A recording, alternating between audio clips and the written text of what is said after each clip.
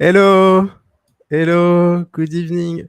So I don't know how it's working, but you guys see me full screen, so I guess that's fine. But that's my oh yeah, it's here. Oh, I'm a director now. Hey everyone, I'm happy to be on time. I was like very careful to be on time at 5 p.m. sharp, so pretty nice to be here with you guys. Hello everyone. Oh, can I show? Okay, happy Friday, Mike. Hey guys. Hi Sora. I guess it will be fun. It depends on like what you guys want to talk about, but it could be pretty fun. I have some, I've been there for quite some time now, so if you guys want some pretty like I don't know funny stories to tell, I think we can talk about that also. Um. Hey, anyway, nice to meet you all. It's my first uh alone stream in English. It's kind of weird. I'm used to like doing this in French, obviously on the Twitch channel, but I've stopped doing that, and I'm doing English. So, pretty nice to be around you guys. Yeah, we can talk about what happened yesterday with Black and Keith. I mean, that was tough. I tried to defend my point of view, but obviously, Black was very like it. To be honest, he looked like a disappointed father. To me, I felt like I was disappointing my own father, so that was a bit weird. He was like, and not flinching. He was like, he had like this resting face that was angry, and I don't usually see Andrew being angry, so that was kind of weird, to be honest. Okay, so I can hide that. Oh, I need to show, then hide. Okay. Hey, Vitaly. Okay, that's how it works. I've never seen you squirm so much and also doubt yourself so many times. No, well, so the thing is, it's very difficult to like uh to be like I don't know um to defend a point of view in not your first language. And so like having a heated debate in a language that you don't like fully master is very yeah, it's not that easy. Black was correct. Your idea would be wrong for the game. Well, that's your opinion, and you're entitled to your opinion. But um, I don't think Sorare agrees because they're slowly moving with what they're doing. I think they're moving towards something I kind of defended yesterday. But you know what? After the stream, I told Andrew and Keith that I kind of changed my mind a bit on some stuff. Um, I was like at the end of the stream, I was like, so we had this discussion about rewards and uh, what the game should look like, and if playing like second division players and players that are playing in lower uh, leagues, let's say, should be in contention with like players playing in Bundesliga and Premier League, and the impact um of like the pricing of some players that like uh, like for example Marvin Vanecek is probably worth like 500K or something like that on the transfer market today, while Joshua Kimmich is worth like 100 or 100 million probably. And so, and in the game they're worth pretty much the same, and they score pretty much the same scores. And um, to me it's not ideal for so many reasons, but I don't want to get into that subject again. You can watch yesterday's stream to talk about that if you want to. But yeah, I think like I agree with the thing that I love the game because you can mix players from around the world. You can discover players, and that's really interesting and that's really beautiful to watch. And my only question is, can we convince the rest of the world and the rest of football fans around the world that it's actually how football should be well, should look like? And I'm not that sure that's the case right now, but I mean that could be told. uh Too long didn't read of what your ID was. Well, I just said it, but yeah, it to me like I feel like All Star Rare Pro is not what it should be right now. It should not be the best division in the game. It should probably Champion Europe Rare Pro. I might be wrong on that, but I feel like it's overpowered right now. Yeah, I mean, try having a debate in your second language. It's kind of difficult. Uh, love the stream yesterday. Love the passion. I mean, that's you can say a lot of things about my opinions, but you cannot say I'm not passionate about the game. I'm passionate about them.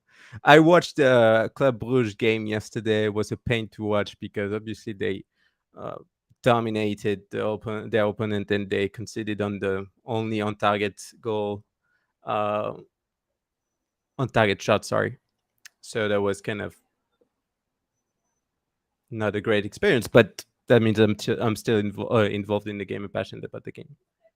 Oh yeah, I talked about like a goalie prices also, and yeah, I mean, to me, goalkeeper are too expensive, but I might be wrong on that, and I would I would like side with Sorare's opinion on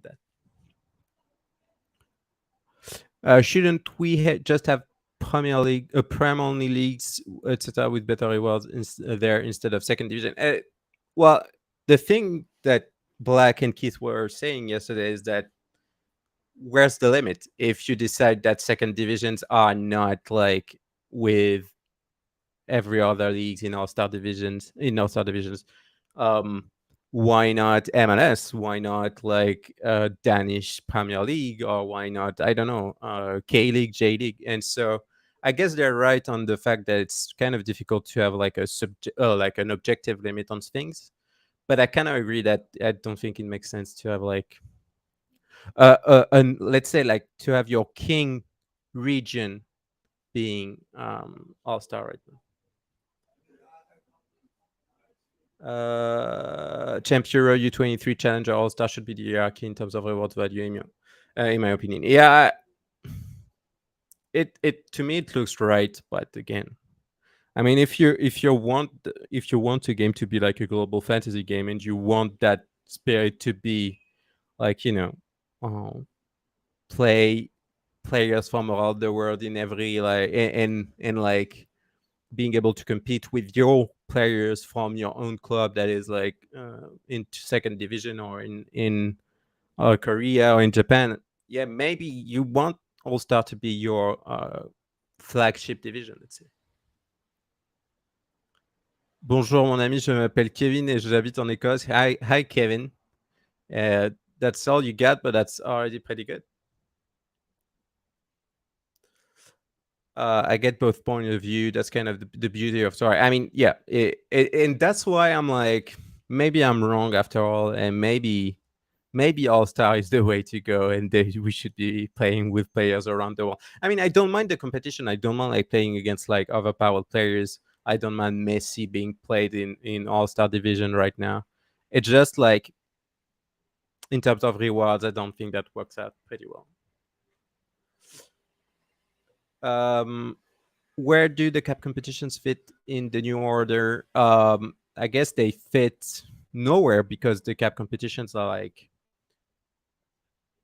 they're like separate from the game, since you play against Sora and you don't play um, against other players. And so it's the all-star prize pool, but I'm not sure cap competitions are going to stay the same and are going to stay. I feel like cap 220, cap 270 are like traps, and I don't prioritize them at all because I feel like so cap 220 is very difficult to play. It's one of the last division I play, and like the prize pool is not that good, and so I usually don't play it, or it's like the players that remain in my gallery. And cap 270, it's like the 50% bonus on the captain is like kind of too well, gamble-ish to me, let's say. It's kind of random, and I don't really like the 50% bonus in cap 270, and I don't feel like I have like it's a division I should prioritize. you think we will ever see thresholds in 220 and 270? Yeah, no, no, I don't think so. I really don't think so. You know, I what I wanted to do for cap divisions is, well, I don't do shit for Sora, but my vision for like cap divisions would be like something alongside cap 240 is a pick one format, like between cap division and floor division. So you would have a division where you have to have like at least like 270 points to actually compete in that division. And you would have a threshold also, like maybe $50, maybe $100, I don't know. And but you have to choose between cap 240, for example, and floor 300. I don't know the exact number, but that way you would actually like be incentivized to own like high last 15 cards, because that's the problem with the introduction of cap 240, in my opinion, is that it kind of like ruined the valuation of very good players, because you could play them now only maybe in All-Star Rare Pro, All-Star Rare Champion Europe, Rare Champion Europe, Rare Pro, and that's it. And so, and you don't have like that kind of All-Star Rare was what cheated. Well, it was like it was a bad format, because if you add 5 stars, that was guaranteed $50 every game week. So that wasn't good for Sorare, obviously. But like now you don't play stars in cap 240. That's the prime. Or you could have like an MVP format in cap 240 that would work also pretty well. Problem is though, if the IL players had a scoring premium, they would cost even more, and the Marvins would have little value. I like that Marvin can beat Kimmich, although we know it's not realistic. I think like one of the misunderstanding I had yesterday is that I don't think I think there should be a division where you could compete with Marvin against Kimmich. Definitely, that makes sense. But is this kind of division should be your flagship division on the platform? I'm not sure about that.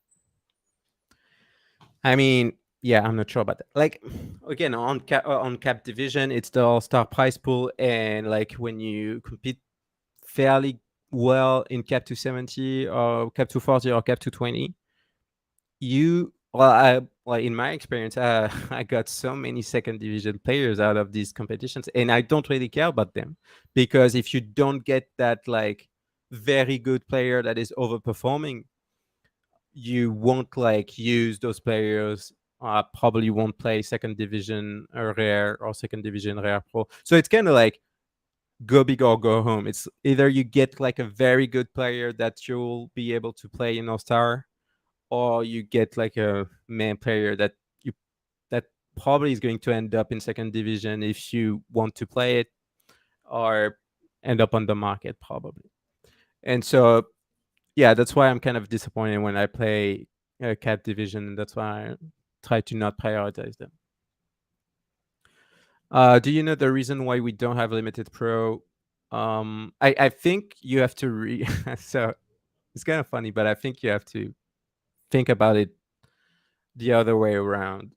And why do we have still rare pro? Is it should be the question, because I think that that's what they think about when they see rare pro. They're not like, why should we, like, why don't we introduce um limited pro division? But that would be, why don't we get rid of the rare pro division? I agree. I think limited pro would make a lot of sense. They decided to go another way with like progression in the game, and like to them progression are kind of like cap 220. But it doesn't make sense to me, because you can't win a goalkeeper in cap 220 most of the time, and one of the big aspects of progression is goalkeepers. And so I think like a limited pro division would be way better. But you have to keep in mind that price pools would be very much affected by that, and I'm not sure about the reaction of like limited players on that. Yeah, because I think like if you like what they do with like the all-star prize pool and reducing it to reaffected to Champion Europe. I didn't see like negative feedback on that. I don't think there have been much negative feedback on that, but I'm not sure that like shifting some limited rewards to limited pro divisions, I'm not sure uh, it would be like a good idea. Progression to Sora seems to be kickoff. Pro divisions are much better. Yeah. Also, yeah, you're absolutely right. Looking for food. Very nice avatar. I own one of these also. Um. So yeah, kickoffs. I don't know about kickoffs. I mean, it's like, to me, progression is like you have bad cards to start with, and you progressively get better ones by having good results, right? And kickoff is you get 50% bonus on your only rare card in the division, or only like super rare card if it's kickoff super rare. And to me, it's like just it's too random. It's too random to me. But like limited pro is so much better. That's why I like um um rare pro so much. Is like you can compete with 5 rares, and you can compete pretty well and achieve like good results, but you can also acquire some super rare cards that are very expensive for most of them, and like just play with one, play with two. You don't need the super rare goalkeepers to play in them. It's ton of fun. I think like it's the most competitive division on the platform, and yeah, I think that's the best division out there. That's why I enjoy like All Star over Rare Pro. To be honest, like I have like I don't know 24 lineups this game week. The only lineup I care about is All Star Rare Pro. I think. Obviously, I care about all my lineups, but like the one I will be watching probably every game until it's bust is this one. Totally agree. And the kickoff division is shockingly bad for rewards distribution. That's the whole problem. I mean, yeah. Don't get me started on rewards, because Black will come on the stream and start to insult me. But so we won't do that. But yeah, I mean, rewards are kind of weird. And in cap to 20 also, I think it's pretty weird. So did you guys enjoy setting lineups for this game week? It's like August. It's always the same pattern in August. It's like you get excited about all these players coming back in your gallery and probably be playing. And that's a pretty exciting time of the year. It's not totally done yet since Bundesliga is coming back next week. But you kind of like get that feeling like new season. You get like that hype until at least September, until the first international break. Then uh, then you start to settle in a bit. When Division 10 to 1 for the competitions, introduce concepts, constraints when you progress. I don't know. Yeah, I feel like it's too complicated. But I feel like also my big theory on Sora, like overall gameplay, that it should not be like leaderboard focused, but more like you have a Sora career and you get into leagues that are match made, and you don't really care about leaderboards. You're only playing against like people that Sorare thinks you should play against.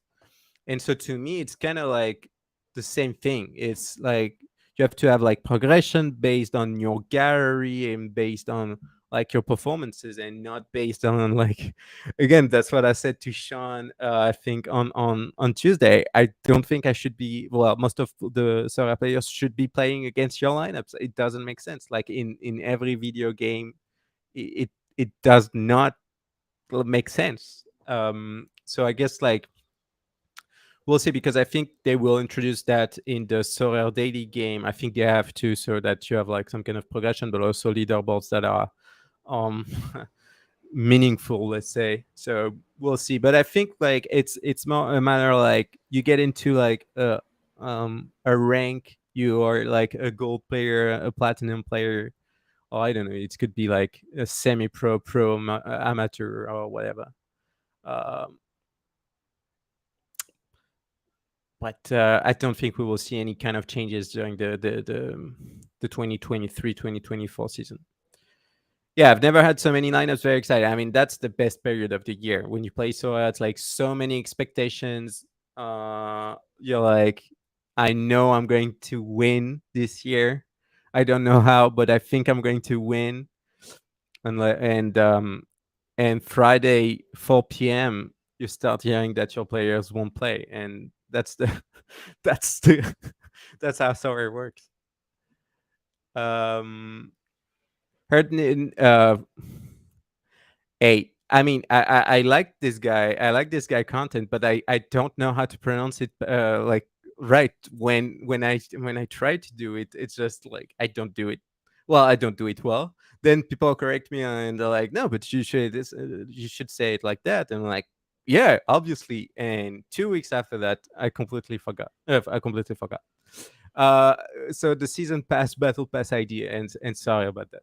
Uh, yeah, I think I've talked with other people of that idea, but like I don't know, 6 months or 9 months ago, and I think that's a pretty good idea, and that's something that other fantasy games are doing and other games are doing. So Nepo, oh, that's nice, Nepo. Um, and so I think like Sora is doing so many things that are like new and original, and they should stick to what's being done by other games and fantasy sports, and not try to reinvent the wheel. I feel like they're doing a lot of innovative stuff that obviously does not work necessarily at like first implementation. And like a battle pass, like a season pass system would be very interesting. You know that like there are battle passes and season passes, let's say, in other games where you actually get like a discount on every primary purchases that you make. And when I first saw that, I was like, imagine the scenes if Sora actually like implemented that kind of thing. And I think that's such a good idea to do. Like, yeah, I don't know, but again, I don't think we will see that in September. I think it's too late for that already. Maybe not. Maybe September is still the right time to do it, but I guess we would have heard of it if they had that in mind. Tried a new strategy this season. Sold all my European players and bought Asia and MLS players instead. And so very interesting. And so are you going to do the other way around when MLS and Asia players stop playing? Stop playing. How about a SorareData season pass? That would be, but why? No, I'm really like for like finding new ways to make you pay for our services. I'm really like all for that, but um, no, really, I don't think it will ever happen. Um, yeah, that's the idea. I mean, good luck with that. I think it's I'm I said to Andrew once, like I have a pretty sizable rare gallery, and I'm quite happy with that. But my limited gallery is pretty bad, and I tried to figure out like a limited uh, Premier League Pro division. Like at 3 p.m. today, I was like, I had I had Salah, Anthony. I was uh, like thinking about Rashford instead of Anthony, but like Gabriel from Arsenal and Rodrigo from City.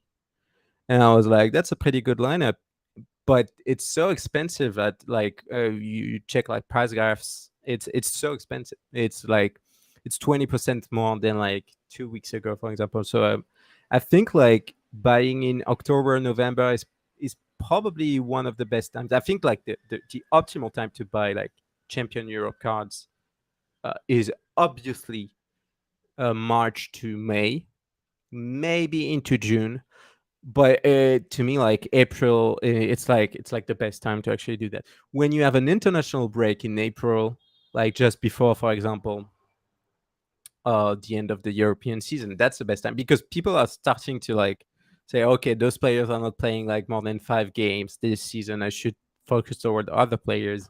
Probably play this summer. Play with MLS players, Asia players. But I guess like in November, when you have all those new cards that have been sold already, maybe it's kind of the right time to have like good price points. Um, but yeah, March uh, to May, it's like, well, you can get some really good deals. Cheap prices and high bonuses on the new season cards right now. Yeah, I mean everyone is trying to get Champion Europe cards, so they're probably sending their MLS cards and their Asian cards. So that, I mean that that like from my perspective right now, it makes sense. I don't know if it's going to work out. I hope for the best for you, but I mean also that's why the game is pretty fun to play. And my theory on uh, like all star divisions, etc., and like kind of changing the division hierarchy would not allow this kind of moves. I mean, right now you can switch from Champion Europe cards to like MLS and Asia cards pretty easily. And you want to do that because you can compete in all star divisions and also in regional divisions, obviously. But you can do that because all star divisions are competitive. So I mean, that's pretty fun. Yeah, that's a that's a good plan to stay high and buy low. I mean, that should be the plan of everyone, but obviously that's not how it works. I mean, it's say high, buy low. It's I'm the worst seller of Sora's history probably, and I think it's kind of like easy to find the right time to buy because like you can watch a price graph. You can say, okay, he's on an all-time low, for example.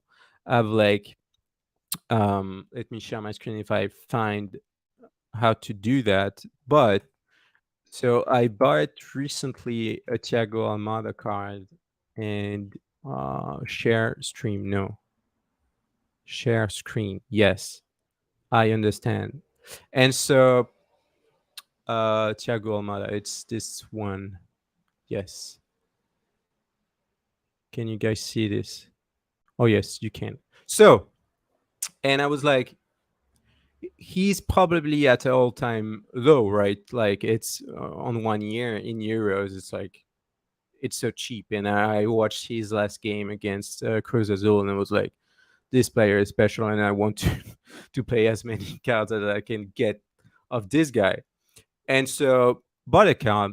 But obviously, like you could argue it's a pretty good time to buy because he's on like a 1 year all-time low. Let's say on a 1 year low, but it might continue to go down, and I can also look like a fool in 3 months when his price has like divided by 2 or something like that. And selling is so difficult because let's say that you stop here, right there. You're like, okay, so maybe I should sell right here because he's on a pretty good run in terms of pricing. But I don't know. That could go a bit higher. The season is going to start. He's going to perform. He's going to put up some hundreds, and you're like, I might just keep him. And also, you have most of the time you have like SO5 utility from the card, like, because if it's well performing, you're like, I want to play this card every single week. I just want to do that. And it's so hard to like get rid of the card and say, I need to move on. I need to take the profit what I can, and just like take the profits. And like it's just so hard to do that. That's the part that I also saw, but you never know. Yeah, you never know. But I think like it's the same thing with crypto. I think like at the beginning of Sorare, like most of the Sorare players were also crypto holders, and they knew the dilemma of like you had something very cheap that is not worth a lot of money, but you don't want really to sell it because you're like, why?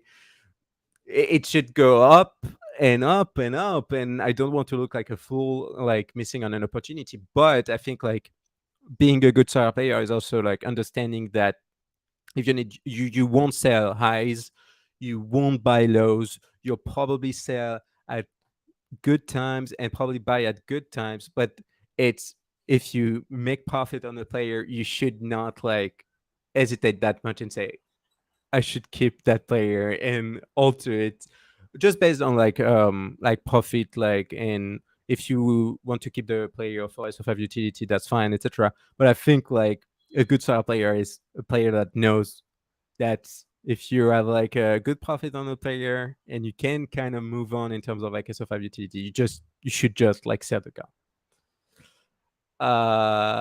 I'm trying to get in the mentality that if it doubles in price, I'm out. And I think that why not 80%? Why not 75%?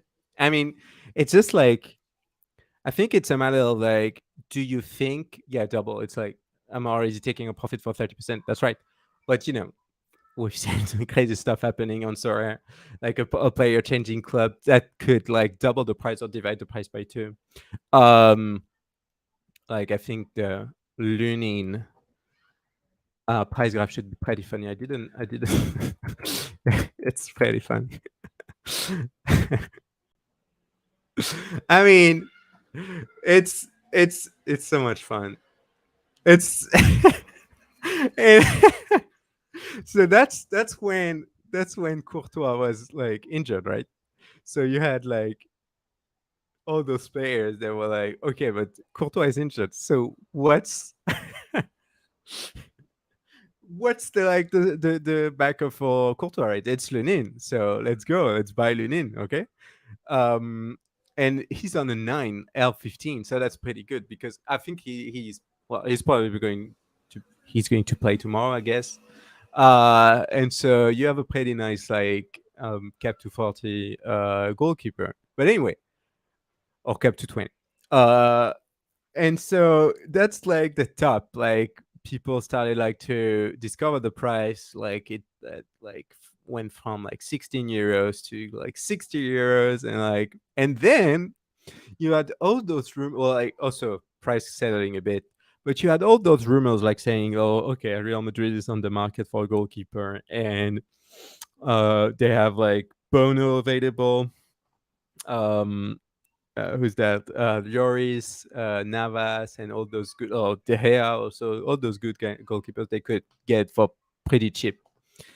And so now it was like kind of like a waiting game. Like we don't know. We're probably like taking the risk. We don't really know. And then you had the press conference from from oh, I forgot his name. Yeah, Ancelotti. Sorry. And you had the press conference when Ancelotti said, "No, but we trust Lunin. He's very good. We trust him 100%. If we go for another goalkeeper, it's just like to have a backup or have someone else in the roster." And from that, you could have like you could be here. Let's say 1 week. You could be that guy, right? So you bought Lunin at 13 euros on auction. You, I don't know what's the reasoning behind that, but that's fine. Like you're like maybe Courtois is getting old, maybe he will get injured. I'm getting the backup just in case. He's a pretty good prospect. Okay, but like, do you sell him here?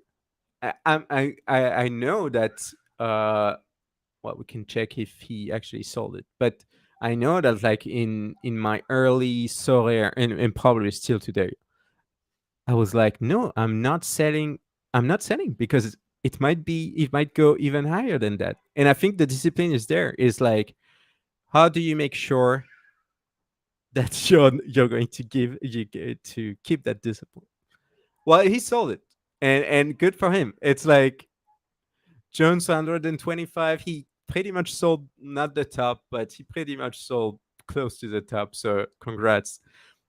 But it's like I know that probably me, I would probably have like not sold that card. Uh, Yeah, don't get attached to your cards. That's the trap. Sora's trap is like, yeah, don't get attached to your cards. And now with collections, you have like on some cards, I know I will never sell those. Well, until I sell a particular player because they're giving me bonuses for that player, and I hate it. I hate it. Do you believe in a player should be sold if they are worth more than 10% of your gallery? It depends on on your gallery, but I mean, I know, like for example, I think Mbappe applies, like at some point Mbappe was probably 5 to 10% of my gallery. Never considered selling it. So I'm not sure. I'm not sure that's the right like metrics to go after. I'm more thinking about like difference between the price, the acquisition price, and the current valuation. Um, he won't be playing, I'm sure. I guess tomorrow he will be playing because I don't think they will get another goalkeeper in time. But yeah, he probably won't play more than 1 or 2 games. I love limited graphs. I mean, the limited graphs are amazing, but they could be used like, like Sorare valuations could be used for so many other things, like uh, outside of Sorare worlds. I'm convinced you could use those. Bono, Navas, De Gea, Mamadashvili are the only options. Yeah, Lloris probably going to go to Lazio, but would have been pretty good. And so a friend of mine was saying this morning, he was like, "You're Ancelotti. Why do you say that? Like, imagine you actually go for a goalkeeper and recruit one." And I was like, I know already what he's going to say. He's going to say something like, let me find what I've said. Yeah, we had a wonderful opportunity. The experience of our new goalkeeper was like a major like requirement for the big challenges we have this season. And also, Lunin will get this experience, and he will make some progress thanks to like the experience of our new goalkeeper. And so I think he does not care about Lunin. He's like, he doesn't know if they're actually going to if they are going to buy a new goalkeeper. So they're putting, like, they're saying, "Oh, we trust you. You're going to be fine," etc. But I'm pretty sure once they introduce the new one, and I'm pretty sure they will introduce a new one, he will stop caring about Lunin. Can you please add the acquisition price percent price rise dropped over 30 days periods to player step? I mean, I don't do SorareData anymore. I do, but I kind of don't. But Vitaly, our head of product, is there. He will take your feedback and integrate it. Um, so yeah, that's correct. SorareData should give you an alarm for when one of your players goes up in price like that. So automatically, I don't know. You could set it up. There are a lot of things we want to do around like price alerts and stuff like that. Uh, so yeah, definitely something we have in mind, but we have to revamp the whole price alert stuff. But you can already do that by like setting a price alert, right? But yeah, it should like notify you. But let's see. So like different ways to do that today without like getting push notifications, obviously. But you can uh, sort by floor or latest valuation here and check like the latest valuations of your player. There's no variation there, but you can see the difference between the time you actually bought it. And look at that. I bought Mbappe for 70K. Well, I mean 17K. I mean, I probably wouldn't have done that if at the time I realized it was 17K. But ETH, you don't even know what's behind ETH anymore. Like I sold a car. Like I sold. Let me see. I sold this card for 950, right, euros. So it was my first transaction with the cash wallet, and I've seen and so I actually got like 902 euros, and like the Sorare cut was like 47 euros. And when I saw that, I think I thought to myself, I I didn't care about like the market tax before because I was just looking at ETH and not euros. And right now I'm like, oh, Sorare is taking like 50 euros out of this sale. It kind of like bothered me more than usually. um, Yeah, so acquisition price versus latest valuation, you can do that here. Obviously, it's not optimal, but you can do that also in the last week variation. Here, you can see like the players that are rising for the last week. And I think the week is more important, and you also have from yesterday. Week and yesterday are pretty are more interesting than a month, in my opinion. But Um, let's do only football players because no one cares about MLB or NBA here. Um, yeah, Buzy going back to Belgium is something yeah. For example, Buzy, he's like 23 old, so he's still U23, right? Like I know he's probably going to go back to USG, and that's probably the best time to sell him, like in the past, I don't know, 9 months or something. But I'm like, well, I could get SO5 utility out of this guy, even though I have other Challenger Europe defenders.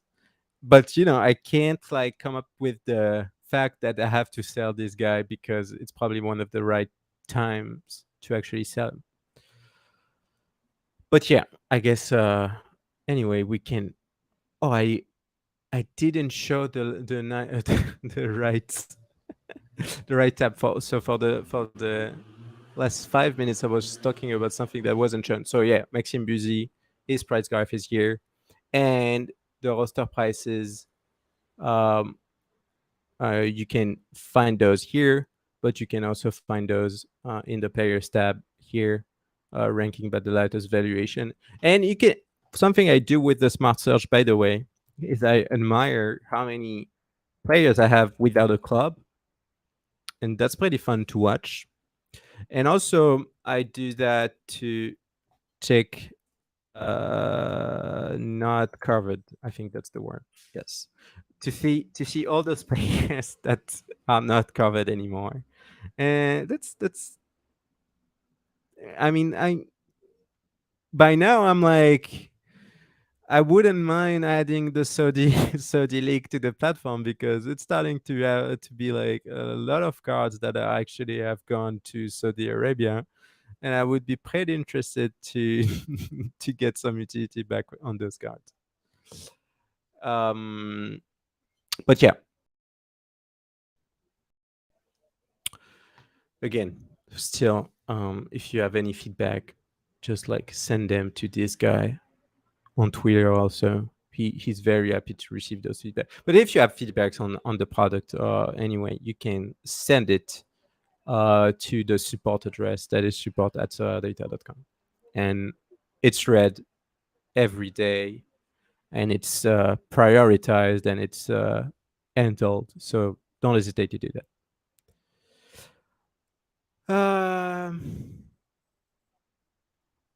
What should we do? I feel like I don't know. So Andrew is always doing 1 hour stream, and when I do streams with him, and when we're on a subject, and I'm like, it's a pretty interesting subject, and he's like, oh, but it's kind of like the end of the stream, and I'm like, what do you cut the stream when it's actually an interesting subject? I don't really like that. But yeah, if you guys have like any questions on what we do, what I do, uh the company, I mean, just like it's probably one of the last times I will be going on stream alone or on stream at all, before I go towards other things and hey do other things. So That might be my last appearance on YouTube ever. No, probably not. But uh, just got my Star membership a few weeks ago. First, thanks a lot. I hope you enjoy it. I feel so stupid why I didn't have this before. I mean, it's our fault if you didn't know that the Star membership would like bring you so many things. That's because uh we did it wrong, and we're trying to do it better. Starting in like the next weeks and months, we're probably going to show you more data on why you should get a Star membership. But thanks a lot.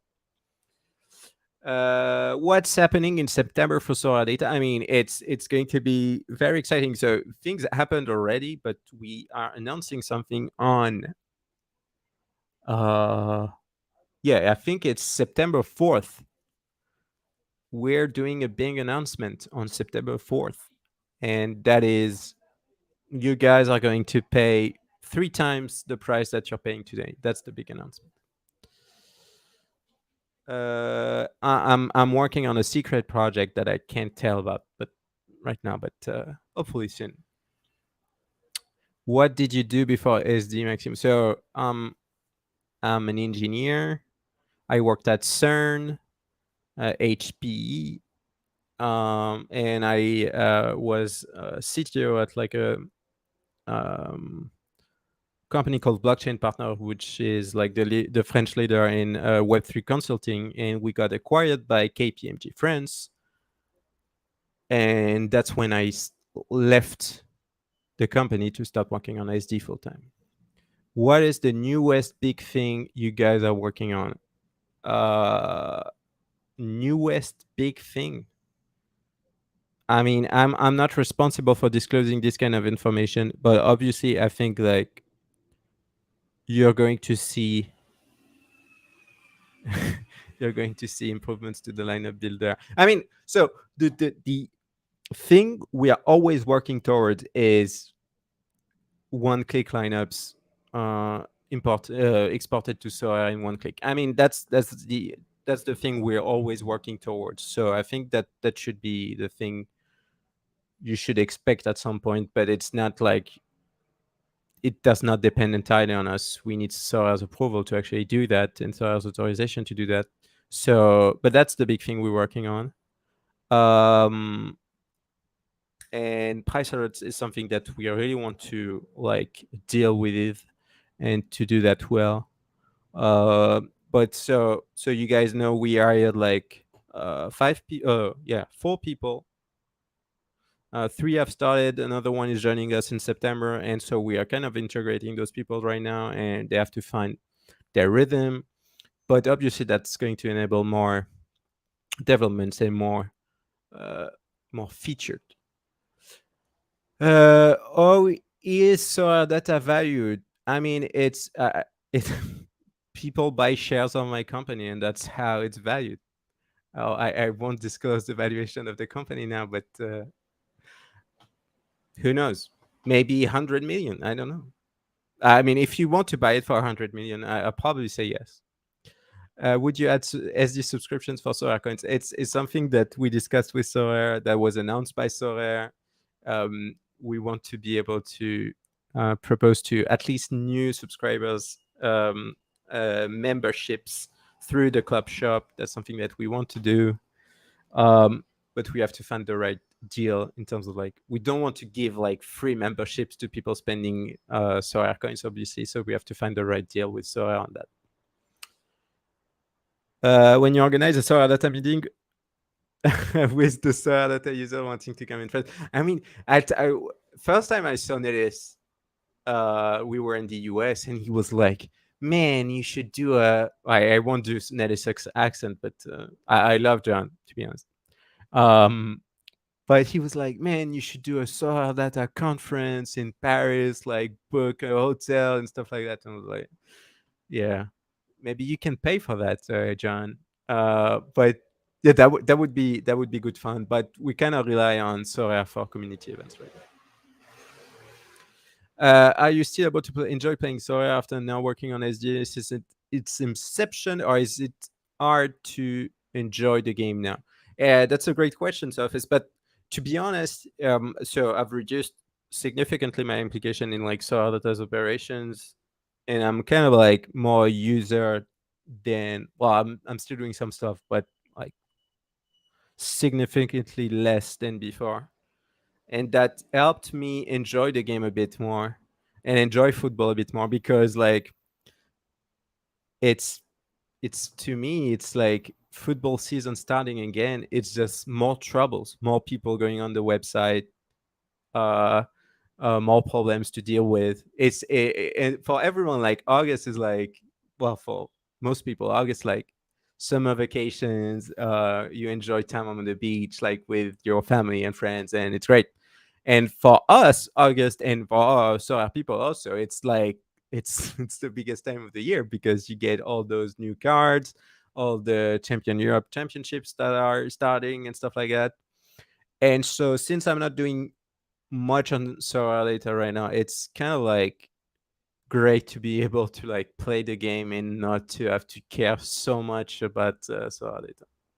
So yeah, is your secret project anything to do with money clips? Yeah, we're pivoting, and we're doing money clips now. What are your thoughts on Yuval Harari, the author of *Sapient*? Thoughts on Sorare? I have never heard of his or her, I don't know, their thoughts on Sorare. So if you can like provide a link, I can check that. That would be great, and I can tell you what I think. Does the path Sorare is going down scare you as a company that depends on Sorare doing well? Um, yeah, that's obviously a great question. I think I think it was way scarier, like at the beginning of the year, when the market crashed, and it crashed pretty fast, and we were kind of like, we didn't really know what was going to happen. But even at that time, I wasn't too scared about the situation. But the question says, as a company that depends on Sorare doing well, um, we are trying to reduce that dependency, and that's what we are going to do and going to announce in September. Ok, super, Joe Baker. Merci d'être là. Sorare did give approval to one site to upload NBA training lineups directly, so it is possible, but it wasn't. So approval wasn't given.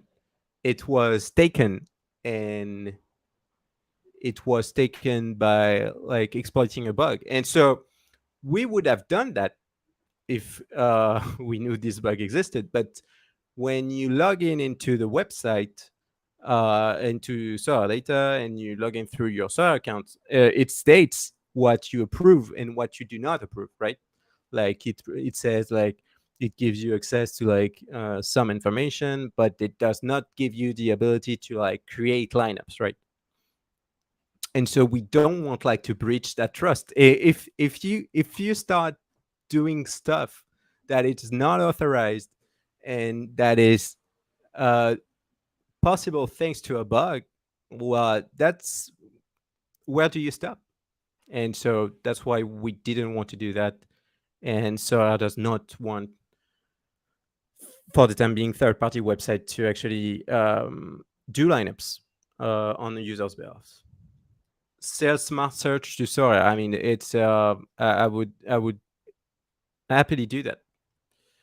Are you guys looking into using AI for the lineup builder, or is it algorithm based? So I think like today is algorithm based. I think like a lot of people are saying they are using AI when they are not, and we don't want to do that. Obviously, when we have like more time and more people that are competent on those subjects, we will try to do something a bit advanced. But I'm not expecting like results to be like 10 times better and 10 times like and like that you guys get the best lineups. I mean, like football is so random, you can't forecast most things.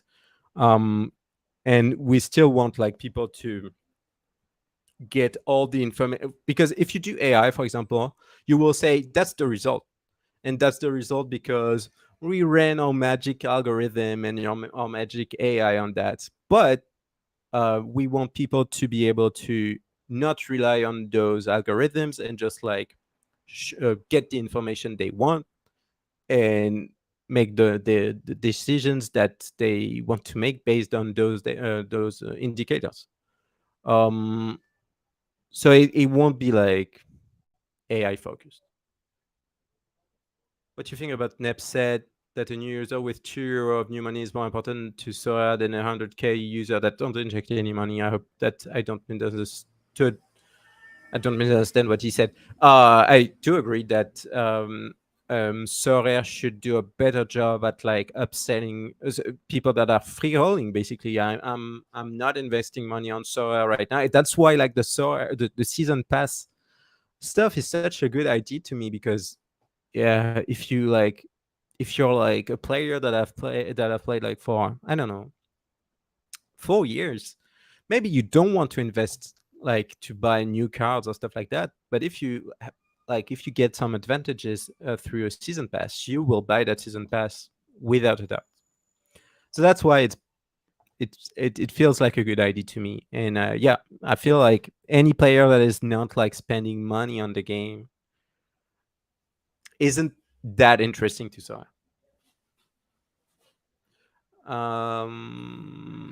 If nothing big changed with Sora, do you think the platform will grow or die? I think the Sorare football product has like uh, a great future in front of it, but that remains to be seen for other sports. And I don't think you will have less fun playing Sorare now because you scout so much and you do stuff that I don't do. On SorareData, when it says secondary volume, does that include card trades and their values added? No, it's only ETH transacted because if we like use valuations, it's just like it changes like the meaning and it changes most of the data. So no, it's just like ETH transacted. But like if you have a direct trade with like ETH involved, it's counted. Hey Queenie, what's up? Uh yeah, so I don't know if you guys know about that, but we played a game against one of our ambassador that is Fields, and he tried to build lineups against our suggestions, and he lost twice. And I think we will do that with other ambassadors. I think it's a pretty fun game to play. Since there isn't any way to communicate to other managers, and so is this something SorareData is looking into? No, and the reason why is we think it's Sorare's job to ensure communication between managers, and so we don't want to do something that is obsolete like 5 months into the future. Sorry about the screams outside. I don't know what's happening. Um, Sora has clearly struggled to come up with ideas to encourage existing users to spend more money. Let's see if the whole fitness club stuff could improve that. And on that, so you have a stream you can or a video you can look at on microtransactions on the channel. But I think that I definitely wouldn't have done that. I wouldn't have done what they're going to do with fitness bonuses and stuff like that. I would have started by introducing a microtransactions with like some kind of cosmetic stuff and see how it goes, and then maybe decide if like fitness bonuses and fitness like recover stuff. So I don't know how it's going to work honestly. But yeah, I think like cards are so important in the game, and like I would love to be able to like modify my card at least temporarily as long as I own it. And they decided to do that with fitness bonus to start with and not like cosmetic stuff. Oh, I've convinced Sean to do it as well. I think Sean is going to try out this. Well, he might not. He might like just say, "I'm going to win. It's so easy. I'm going to win, win, win," and it's going to be legendary. No, I think he thinks he's beating the algorithm like pretty easily, and I'm not even sure he's going to spend more time on that. So it's negligent that they don't offer cosmetic purchases for real money. There's almost no games that do this anymore. And I mean, if you do that well, to me it could work like tons. I think that I've spent like, I don't know, $200 on League of Legends skins. When I played CS:GO, I spent a lot of money opening boxes of like cosmetics. uh it doesn't change a thing about your gameplay. Well, it's kind of more enjoyable to watch, but you can play CS:GO free, entirely free, become the best player in the world for free.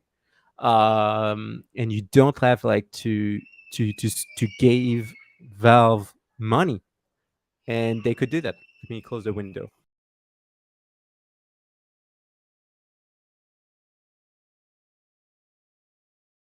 And that's the beauty of like me, like cosmetics on like video games.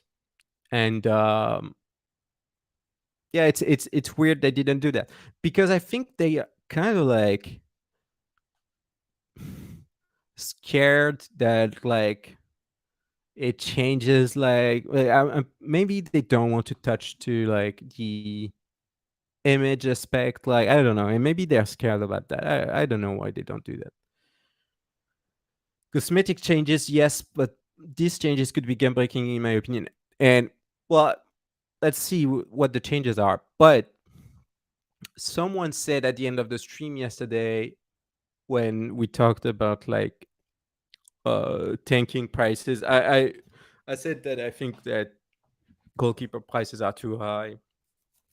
And I said to Black also, with like them changing the price pool of All Star, they kind of like tanking the value of like second division Europe players that are very good and are played in All Star division. And someone said at the end of the stream, and I didn't have the chance to react to it, um, it should be the market that decides what's the value, and not like Sorare trying to like affect the valuation of cards. But I'm sorry, but every decision made by Sorare has an impact on prices, and their last decisions has a big impact on prices. On fitness bonuses will have a big impact on prices, and so Sorare is kind of like want it or not, they're like impacting the market with every decision that they make, and they cannot like make decisions that are neutral and that don't affect the market at all. And I think that it's very underlooked how what they announced this week is going to affect the market over the long haul. What does success look like to you in regards to the fiat wallet 6 months from now, specifically in terms of functionality and platform adoption? I think I would have like get rid of ETH. Like, to me, it like in 6 months, if like more than 5% of your new users use ETH, it's not a success.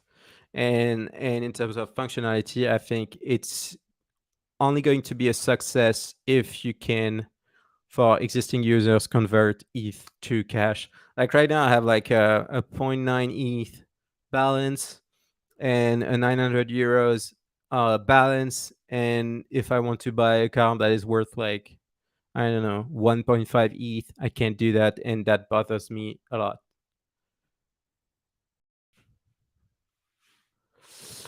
Yep, just look at how the limited market reacted to the loss of specials. And that's a decision made by Sora. It's not like they are not like specifically saying, um, yeah, we want to tank market prices, or we want to tank prices of a certain card. But that's kind of what they do implicitly when they announce changes in the gameplay.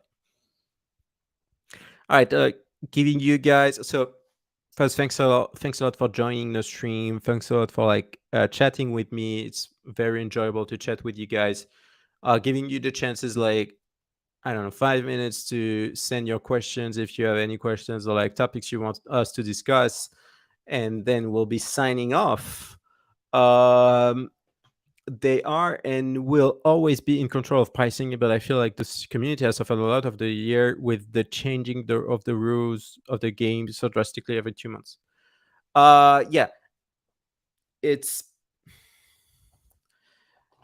to me like Sorare will be such an amazing product when they will not change anything. Like when no one will be requesting changes. Well, some people will be requesting changes, but like the whole game, the whole like would stay the same like over the years, because then you would be able to take your decisions like over like a few years. You're like, I'm investing that much money and I know it's going to stay that way because they said so. And and I guess that's where Sora is going to be a very exciting product. I mean, to me, DFS today, it's very attractive because you can get tons of money and rules do not change. Like, rules are the rules, and maybe they introduce more contests and stuff like that. But I mean, it does not change. Uh, and I think that it's so difficult for Sora to be like a game that is satisfying players and also a fantasy game that is dealing with a lot of money. Uh, we will miss you, HE. No, no worries. I'll still be doing some office hours with Andrew, but thank you. Jerm, there's like a good chance that I'm coming back to Dallas this year. It's a chance. I'm not saying it's like 100% chance, but it's a chance. Thanks, Maxime. You've done a great job for your first English solo stream. Thanks a lot, Mike. Thanks a lot for being here. Not to survive this season. I mean, when I expect them to not do well, they do well, and when I expect them to do well, they don't do well. And I'm not expecting them to do well, so I think they're going to be fine. Vanitsek is playing. You need to go. I don't even know if it's broadcast somewhere in the world. I mean, who watches? Who does that? Who watches Vanitsek play? I mean, I cannot. I cannot legally watch, and that's the problem. Also, I cannot watch legally a second Bundesliga in France. My door is always open. It does was a great trip. I enjoyed it. Like seeing you and Mexico, David was pretty cool. So yeah, we're trying to do like a playoff game, uh, an MLS playoff game in November, and we're probably going to do the St. Louis away game of the playoffs, and it might be against us. Okay, super. So that's a French viewer. Sure about pitchforks if one day they say, uh, hey, type it in French because I don't understand in English. I'll translate if that makes sense. Oh, so you probably mean, imagine a game where your like old cards are not playable in new contests. I don't think it's plausible they do that anytime. Because well, like you said, it would be like basically saying, oh, own your game but not that anymore. I don't think it will ever happen, and I think you have to do that from the get-go if you want to do that, and not just change the rules and say, oh, now you need like 2023 cards to play. I think the season passes are way more interesting than just like limiting entries uh, to 2023 cards. I got Vanitech in the television, and I am from the Czech Republic, not even from Germany. I mean, good for you. I mean, if you can watch Marvin, I mean, That's great. We don't have like TV rights for second Bundesliga in France, but you know, I always find a way to watch games. Hopefully, no rain in the forecast. I mean, the Dallas Lightnings were the best Lightnings I ever saw. Well, I can end on that story. Well, you probably know, Jeremy, but we were in Dallas. So for the Dallas against St. Louis game, and it was like stopped after 15 minutes of play because of thunderstorms.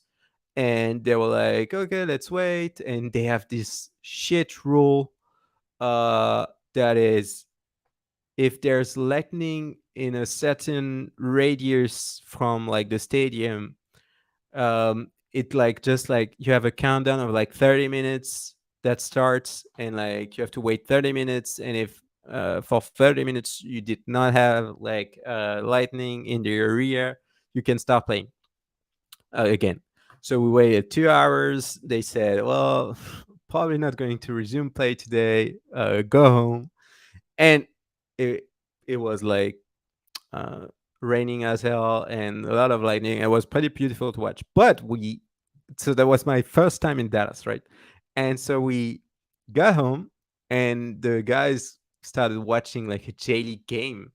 I was like, yeah, but they started playing, watching a J League game. So you had like Sean, Black, Andrew, Jimmer, and Dylan, and they were like watching the game, and somehow you heard like pa pa pa pa pa, like I don't know, like 500 meters away, and so there were gunshots, the first live gunshots I've heard ever, and it was crazy to see. So from a European perspective, like hearing gunshots, it's like not not very like I was not in a comfortable situation, and then so I asked like people around me like what should we do, like is there something we should do, and they were like it's too far away, we don't really care. And I was like running into the house, like turning off the lights. I was like, let's pretend no one is here, like let's close the curtains and stuff like that. And they were like, well, you know, that's America, that's how we do things. And they're like not concerned at all. So probably not going back to that neighborhood, Germ. But yeah, that's Dallas. Yeehaw! But that was a pretty fun trip anyway. Can't you get Bundesliga to your betting site? I probably can, but I don't bet. And also, quality, video quality is meh. And also, I don't have any players in Bundesliga too, so that solves it. All right, thank you guys so much for coming. If you're not a subscriber of the channel, please do subscribe. It's helping Andrew and the whole SorareData podcast crew a lot. Thanks a lot for watching. I wish you guys a lot of success during this game week, and I guess I won't see you next week, but probably in a week, in 2 weeks, and for the big announcement, September 4th. Thanks a lot for being here. Thanks a lot for watching. Thanks a lot for using SorareData.